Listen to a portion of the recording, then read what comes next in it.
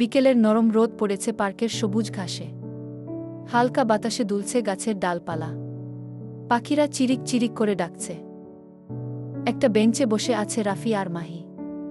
দুজনেই চুপচাপ, কিন্তু চোখে চোখে অনেক কথা। মাহি হালকা হেসে বলল, তুমি জানো, এই পার্কে আমি ছোটবেলা থেকে আসি, কিন্তু আজ মনে হচ্ছে জায়গাটা নতুন লাগছে গু। রাফি তাকিয়ে বলল, কারণ আজ আমি আছি তোমার পাশে গু। মাহি লজ্জায় নিচু করে ফেল মুখটা। বাতাসে উড়ে তার চুল এসে পড়ল রাফির গালে। রাফি আলতো করে বলল, এই মুহূর্তটা থেমে যাক, আর কিছু চাই না আমি গু। মাহি তাকিয়ে বলল, তুমি এমনই থাকবে তো, সময় বদলালেও?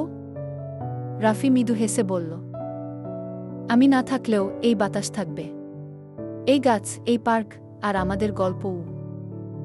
দুজনেই একে অপরের দিকে তাকিয়ে নিঃশব্দে হেসে উঠল। চারপাশে ঝরে পড়ছিল শুকনো পাতা, কিন্তু তাদের হৃদয়ে তখন ফুটছিল নতুন ভালোবাসার ফুল।